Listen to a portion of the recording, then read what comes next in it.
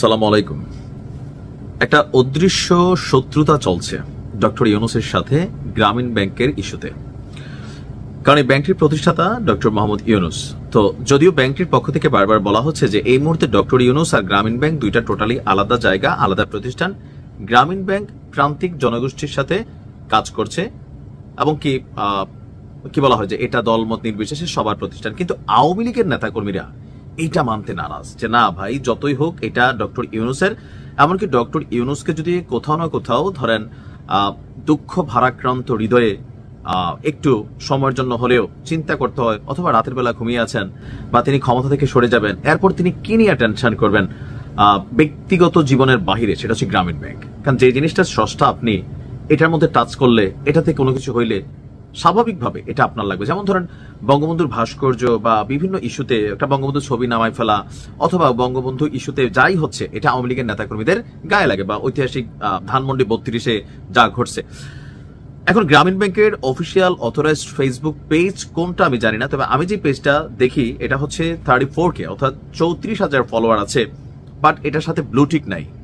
আমি অনেক খোঁজাখুঁজি করছিলাম, তো সেখানে বেশ কিছু তথ্য কয়েক ঘন্টা পরপর আপডেট হচ্ছে। যদি আপনি এই পেজটিকে ফলো করেন, আমি এটার ব্যাকগ্রাউন্ড ফলো করতেছিলাম যে এই পেজটাতে গেল কয়েকদিন যাবত যেই ধরনের নিউজগুলো আপডেট হচ্ছে, কয়েক মাস আগে বা কয়েকদিন আগেও এরকম মেসেজ এই পেজটাতে দেওয়া হইতো কিনা, অথবা ধরেন কোথাও অন্য কোনো কিছু ছিল না। ঠিক গনে গনে আপনি দেখেন এই 13ই নভেম্বর থেকে হুট করে গ্রামীণ ব্যাংকের এই পেজটা তারা যে নিউজগুলো দিচ্ছে সবগুলাই খুবই দুশ্চিন্তাজনক। আমি যখন নিউজটি করছি তখন আমি এই গ্রামীণ ব্যাংকের নিরাপত্তার জন্য নানান ধরনের ব্যবস্থা নেওয়া হচ্ছে।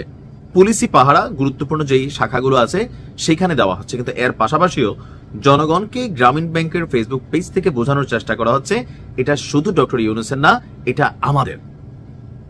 এখন এই যে আমাদের, এখানে কিন্তু দলমত নির্বিশেষে সবাই চাকরি করে, কিন্তু আওয়ামী লীগের নেতাকর্মীরা মানতে নারাজ। এই আমাদের মানে তোমরা ইউনূস ভক্ত, আমরা মুজিব ভক্ত। সো এটার মধ্যে একটা পার্থক্য আছে। কিছুক্ষণ আগে গ্রামীণ ব্যাংকের ফেসবুক পেজে একটা পোস্ট আপডেট করা হয়েছে যে বেশিরভাগ শাখাগুলোকে সিসি ক্যামেরা আওতাভুক্ত করা হচ্ছে, নিরাপত্তা বাহিনী সহ সতর্ক অবস্থায় আছে।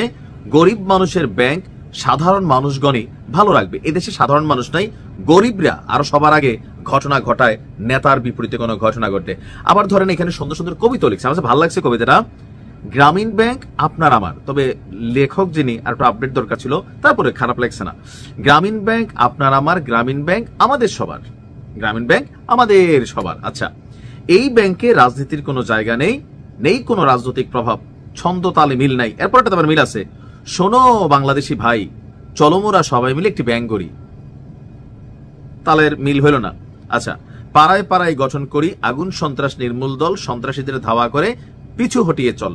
3 নাম্বার পংক্তিতে এসে তাল সুর ছন্দ মিলছে, যেমন পাড়ায় পাড়ায় গঠন করি আগুন সন্ত্রাস নির্মূল দল, সন্ত্রাসীদের ধাওয়া করে পিছু হটিয়ে চল। ভালোই লাগছে এটা।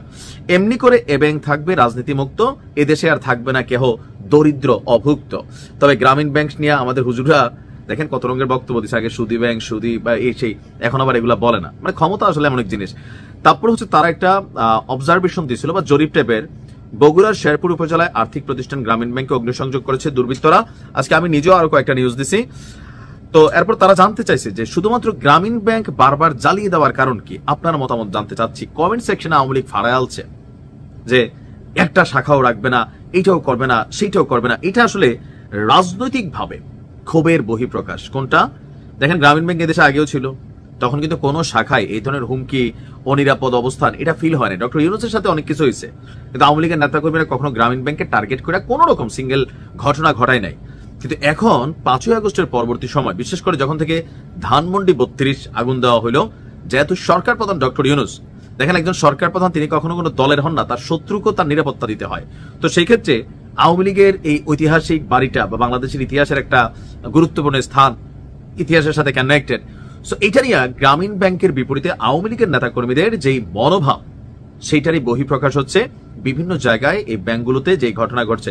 আমারও সবাই গালাগালি করেন, ভাই আমি আমার শত্রুর বেলাও বলি, দেখেন একটা সম্পত্তি, একটা প্রতিষ্ঠান গড়ে তোলা এটা সাধারণ কথা না, এটা বিশাল একটা ফ্যাক্ট। একটা মানুষের জীবন যৌবন এটার প্রতি কিন্তু মানে লোডেড। পাশাপাশি একটা প্রতিষ্ঠানের মাধ্যমে হাজার হাজার মানুষের কর্মসংস্থান হয়। এই সরকার পরিবর্তনের পরে যে সকল কলকারখানা, মিল ইন্ডাস্ট্রি বিভিন্ন কিছু বন্ধ করে দেওয়া হয়েছে, সেখানেও আমরা প্রতিবাদ করছি। অন্যায় হয়তো এই কোম্পানিটার মালিক করছে, তার বিচার করেন, কিন্তু আপনি যখন একটা প্রতিষ্ঠানে হাত দিবেন, হাজার হাজার মানুষ কর্মহীন হয়ে গেছে। আজকে বাংলাদেশে কত লক্ষ মানুষের কর্ম নাই। আসিফদের তো গায়ের মাংস মোটা হয়েছে, ডক্টর ইউনূসেরও মোটা হয়েছে, তারপর হচ্ছে আসিফ নজরুল স্যার তিনি ফর্সা হয়ে গেছেন, মোটা হয়ে গেছেন, সবারই গায়ে চর্বি জমছে, কিন্তু অনেকের পেটের ভাত তারা হারাম করে দিচ্ছেন। তাদের পলিসিতে তারা এই প্রোটেকশন দিতে পারেন নাই। আমার কথা হচ্ছে, যদি অন্যায় করে থাকে, কোনো ব্যক্তি করছে, তার বিরুদ্ধে ব্যবস্থা নেন, কিন্তু তার প্রতিষ্ঠানের মাধ্যমে শুধু তার পরিবার তো চাকরি করেন। এখানে হাজার হাজার মানুষের রুটি রিজিক কানেক্টেড। তা আপনি একটাতে হাত দিবেন আপনার ক্ষমতায়, আপনার ক্ষমতা যখন থাকবে না, আপনার 10টার মধ্যে আর 10 জন হাত দিবে, কিন্তু তাতে লসটা হচ্ছে কার? আওয়ামী লীগের গুলোতে যেমন হাত দিচ্ছেন, আমরা বলছি যে এটা ঠিক হয় নাই, এটা উচিত না, নেতাদের বিচার করেন, কিন্তু প্রতিষ্ঠানে আগুন দিচ্ছে, প্রতিষ্ঠান জ্বালা দিচ্ছে, লুটপাট করতেছে, এটা কোনোভাবে কিন্তু টলারেট করার বিষয় না। আজকের দিনে দেখেন সরকার ক্ষমতায় থাকতে গ্রামীণ ব্যাংকের অবস্থা। ডক্টর ইউনূসের ক্ষমতা আছে যে তার এই যে পার্সোনাল প্রতিষ্ঠানে ধরেন সারা বাংলাদেশের পুলিশ লাগাই দেওয়া, প্রশ্নই আসে না। তিনি সারা জীবন ক্ষমতায় থাকবেন, কিন্তু তার প্রতিষ্ঠানগুলো তো থাকবে। সবসময় কি এগুলোকে নিরাপদ রাখা যাবে? যদি মানুষের অন্তরে ক্ষোভ থাকে, যাবে না। আর আমরা যারা আছি, আমরাও কিন্তু লুটেরা, ধান্দাবাজ সেরি। ধরেন একজন একটা আওয়াজ দিছে, 5 জনে যে ঘটনা ঘটে, টাকা পয়সা, দোকানের মালামাল, বাড়ি ঘরে স্বর্ণপণ্য লুটপাট, মানে একটা সিস্টেমের মধ্যে চলে যায়। তবে এতে সার্বিকভাবে দেশের ক্ষতি হয়। ডক্টর ইউনূসের সাথে আপনার রাগ থাকতে পারে, গোসা থাকতে পারে, রাজনৈতিকভাবে তাকে গিয়ে ভবিষ্যতে মোকাবেলা করবেন পারলে, কিন্তু প্রতিষ্ঠান এটা বাংলাদেশের জনগণের। যেমনি হোক, যারাই নিচ্ছে, সুদ দিচ্ছে, আপনি বুঝাই তো নিচ্ছেন। অনেকগুলো মানুষ তো এর মাধ্যমে কম বেশি উপকৃত, বিপদেও আছে, উপকৃত। সো কোনো প্রতিষ্ঠানে হাত দেওয়া, যেগুলা গুরুত্বপূর্ণ এস্টাবলিশড প্রতিষ্ঠান, এটা আপনি দেখবেন যে আপনি এক ডক্টর ইউনূসের উপর ঝাল মিটাইতে এটাতে হাত দিচ্ছেন, হাজার হাজার মানুষের বদদোয়া আপনার সাথে লাগে যাবে। ডক্টর ইউনূস কি বদদোয়া কামায় নাই? কামাইছে, কিন্তু কাদের কামাইছে দেখেন। আওয়ামী লীগ কি বদদোয়া দিচ্ছে, আমি এটাকে পাত্তাই দিচ্ছি না। আমি পাত্তা দিচ্ছি ওনার সরকার আসার পরে যে প্রেস সচিব একটা বললেন যে এই অনুমোদন নাই, এনেছে নেই। ভাই, আপনি কয়টা অনুমোদনওয়ালা কোম্পানি করে দিচ্ছেন? করেন নাই, বরঞ্চ ওয়ান কাইন্ড অফ বাহবা দিচ্ছেন। আপনি কি ক্ষমতায় থাকবেন আজীবন?